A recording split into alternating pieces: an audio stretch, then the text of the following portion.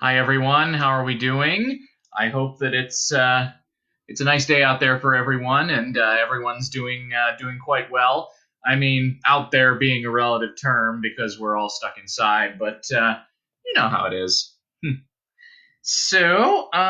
am back tonight with some more Dune, and we're actually getting very close to the last third of the book. I had intended to get us there tonight, but when I was looking over the reading, I realized that it was going to be longer than last night's reading was, and so that's not happening.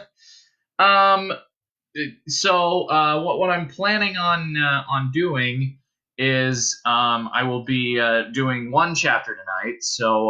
It's kind of a shorter one. This one's probably not going to be as long as it normally is, which I know I've said a whole bunch of times, but I think this time I actually mean it.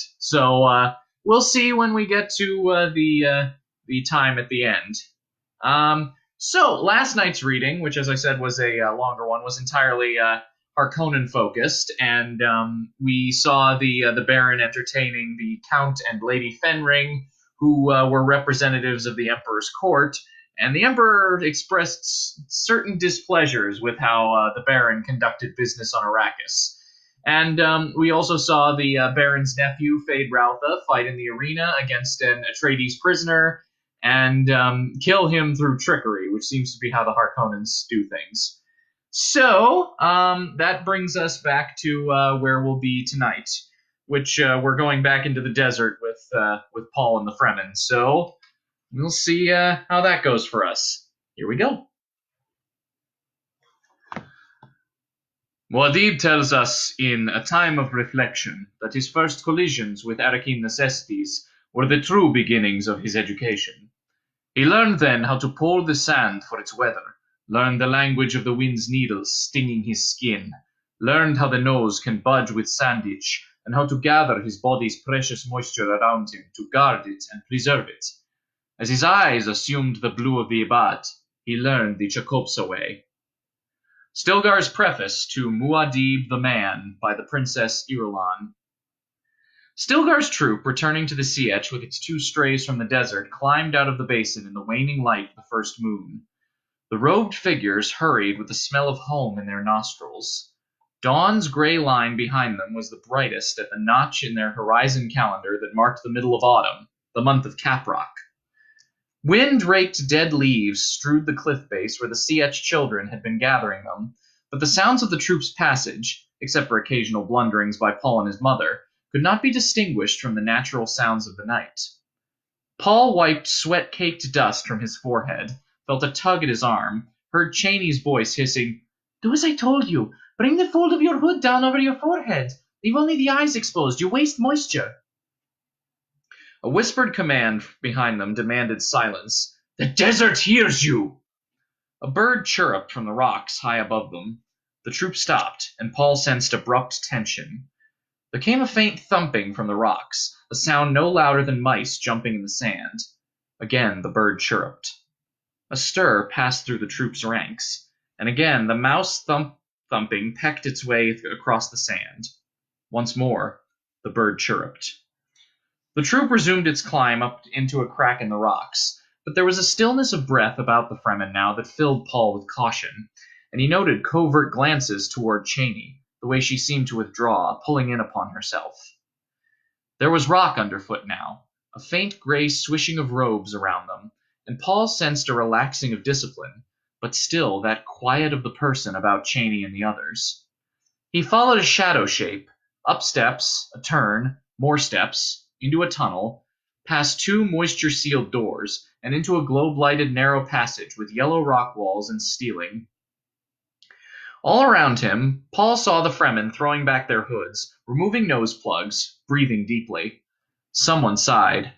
Paul looked for Cheney, found that she had left his side. He was hemmed in by a press of robed bodies. Someone jostled him, said, "Excuse me, Uso. What a crush, it's always this way." On his left, the narrow bearded face of the one called Farak appeared toward Paul. The stained eye pits and blue darkness of eyes appeared even darker under the yellow globes. "Throw off your hood, Usul," Farak said. "You're home." and he helped Paul, releasing the hood catch, elbowing a space around them. Paul slipped out his nose plugs, swung the mouth baffle aside. The odor of the place assailed him. Unwashed bodies, distillate esters of reclaimed wastes, everywhere the sour effluvia of humanity with, all over it, a turbulence of spice and spice-like harmonics. "What are we waiting for, Farak?" Paul asked. "For the Reverend Mother, I think. You heard the message. Poor Cheney." Poor Cheney? Paul asked himself. He looked around, wondering where she was, where his mother had got to in all this crush. Farak took a deep breath. "The smells of home," he said. Paul saw that the man was enjoying the stink of this air, that there was no irony in his voice. He heard his mother cough then, and her voice came back to him through the press of the troop. "How rich the odors of your Sietch, Stilgar! I see you do much working with the spice. You make paper, plastics, and isn't that chemical explosives?" "You know this from what you smell." It was another man's voice. And Paul realized she was speaking for his benefit, that she wanted him to make a quick acceptance of this assault on his nostrils. There came a buzz of activity at the head of the troop, and a prolonged indrawn breath that seemed to pass through the Fremen, and Paul heard hushed voices back down the line. "It's true then. Leet is dead." Leet, Paul thought. Then, Cheney, daughter of Leet. The pieces fell together in his mind. Leet was the Fremen name of the planetologist. Paul looked at Farak, asked, "Is the Leet known as Kynes?" "There is only one Leet," Farak said. Paul turned, stared at the road back of a Fremen in front of him. Then Leet Kynes is dead, he thought. "It was Harkonnen treachery," someone hissed. "They made it seem an accident, lost in the desert, a thopter crash." Paul felt a burst of anger. The man who had befriended them, helped save them from the Harkonnen hunters, the man who had sent his Fremen cohorts searching for 2 strays in the desert. Another victim of the Harkonnens. "Does Usul hunger yet for revenge?" Farak asked. Before Paul could answer, there came a low call, and the troop swept forward into a wider chamber, carrying Paul with them. He found himself in an open space, confronted by Stilgar, and a strange woman wearing a flowing wraparound garment of brilliant orange and green. Her arms were bare to the shoulders, and he could see she wore no stillsuit. Her skin was a pale olive. Dark hair swept back from her high forehead, throwing emphasis on sharp cheekbones and aquiline nose between the dense darkness of her eyes. She turned toward him, and Paul saw golden rings threaded with water tallies hanging from her ears. "This bested my Jameis," she demanded. "Be silent, Hara," Stilgar said. "It was Jameis's doing. He invoked the Tahadi al-Burhan."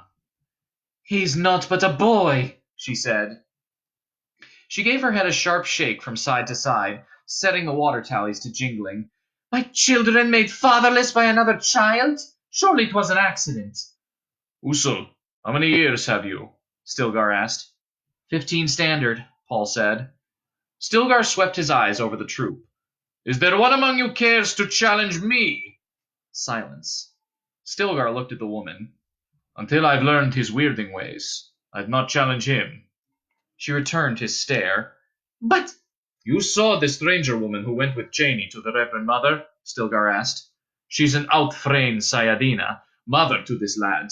The mother and son are masters of the weirding ways of battle." "Lisan al-Gaib," the woman whispered. Her eyes held awe as she turned them back toward Paul. The legend again, Paul thought. "Perhaps," Stilgar said. "It hasn't been tested, though." He returned his attention to Paul. "Usul, it's our way now that you've now the responsibility for Jameis's woman here and for his 2 sons. His yali, his quarters, are yours. His coffee service is yours, and this, his woman." Paul studied the woman, wondering, why isn't she mourning her man? Why does she show no hate for me? Abruptly, he saw that the Fremen were staring at him, waiting. Someone whispered, "There's work to do. Say how you accept her." Stilgar said, "Do you accept Hara as woman or servant?" Hara lifted her arms, turning slowly on one heel. "I am still young, Usul. It's said I still look as young as when I was with Jeff. before James bested him. James killed another to win her, Paul thought. Paul said, If I accept her as servant, may I yet change my mind at a later time?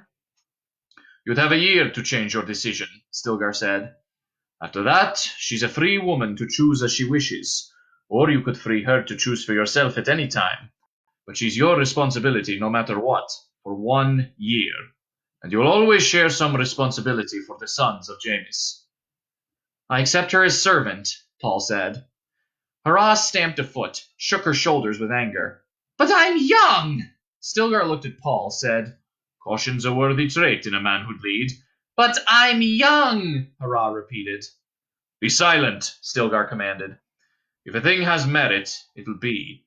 Show Usul to his quarters and see he has flesh, clothing, and a place to rest. Ugh, she said.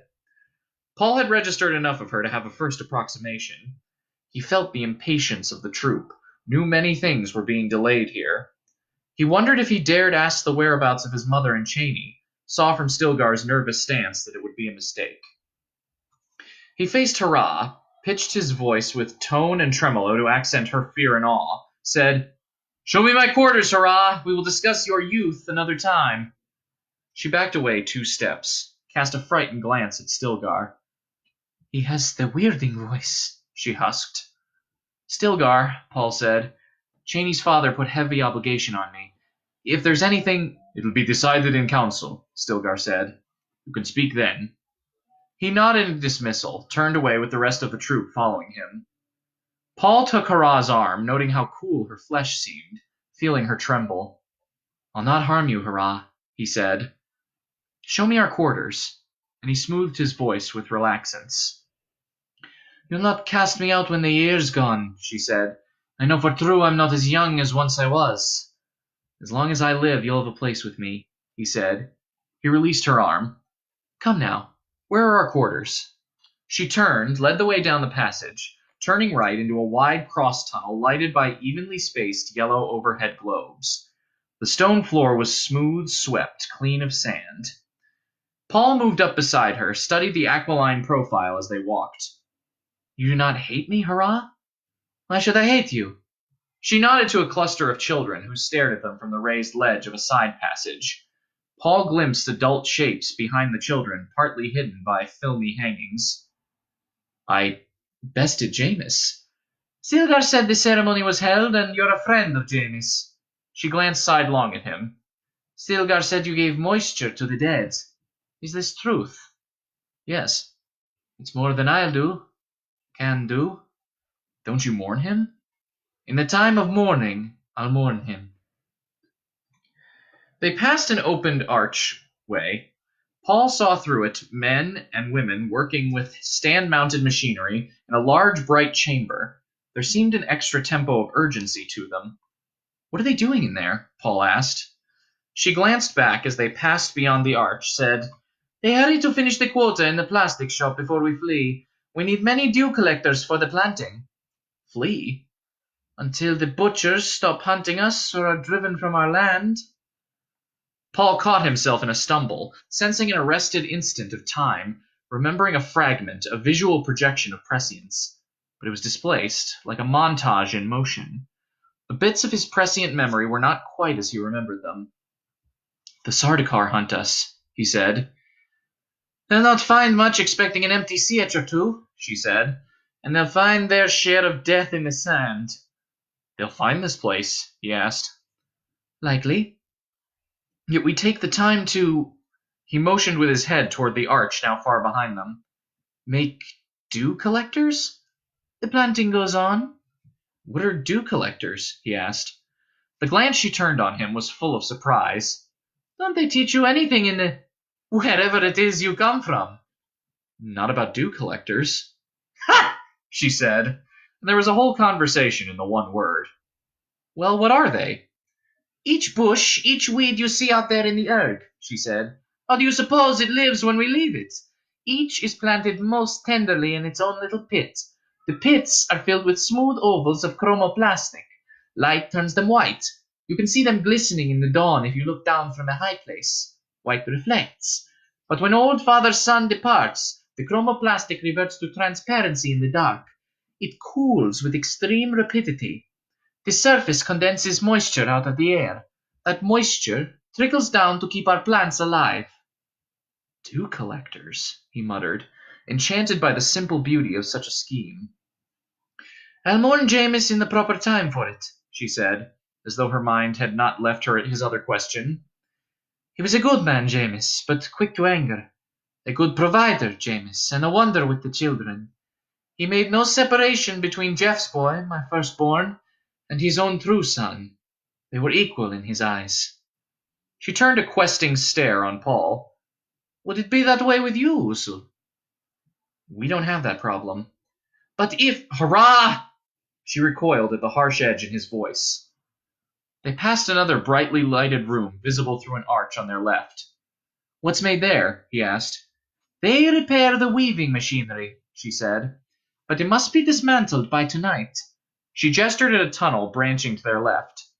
Through there and beyond, that's food processing and steel suit maintenance. She looked at Paul. Your suit looks new, but if it needs work, I'm good with suits. I work in the factory in season. They began coming on knots of people now, and thicker clusterings of openings in the tunnel's sides. A file of men and women passed them carrying packs that gurgled heavily, the smell of spice strong about them. They'll not get our water, Hurrah said. Or our spice.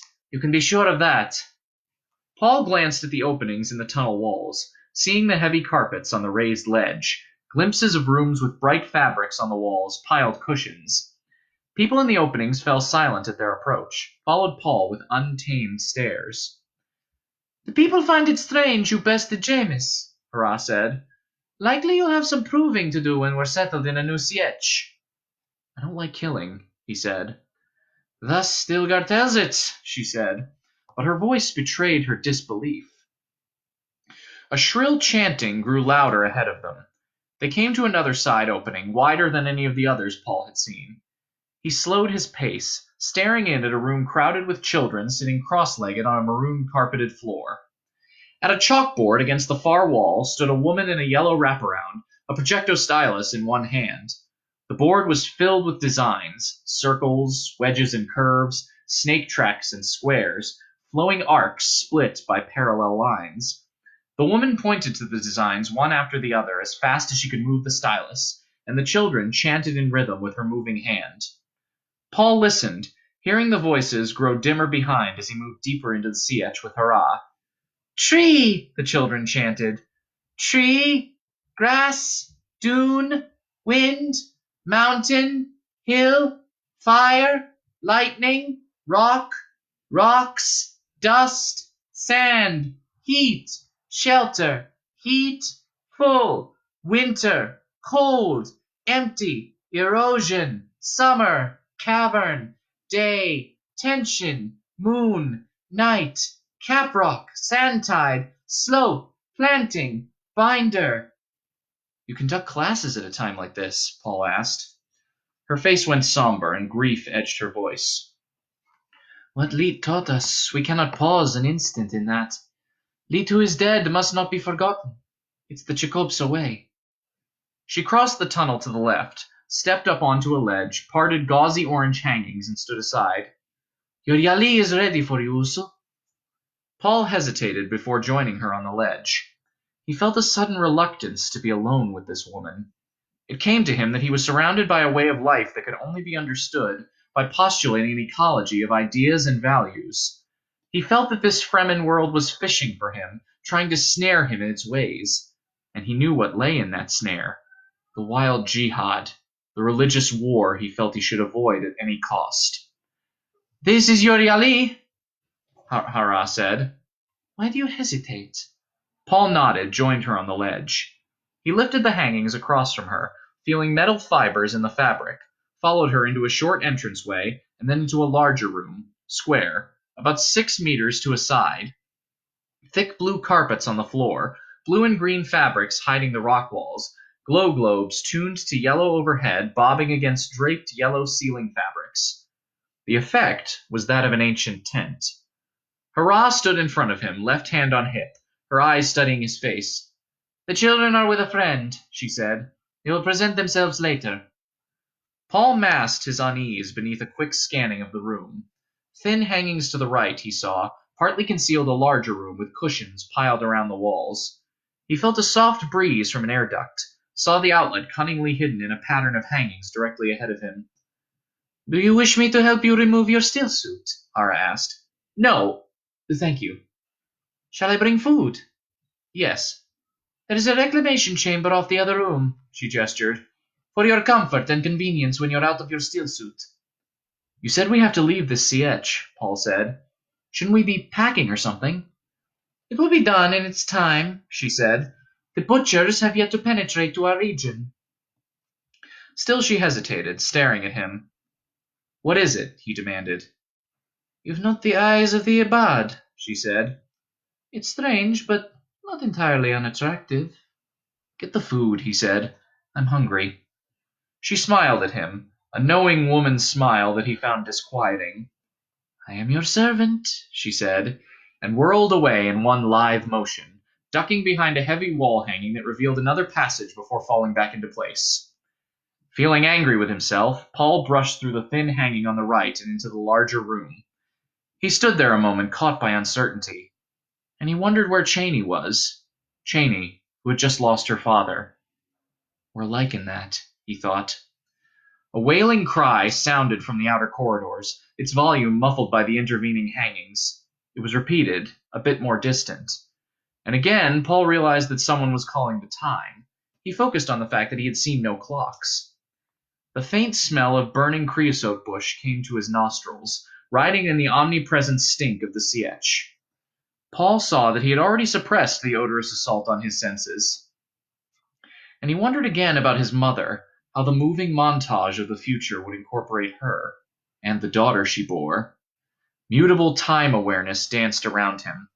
He shook his head sharply, focusing his attention on the evidences that spoke of profound depth and breadth in this Fremen culture that had swallowed them, with its subtle oddities.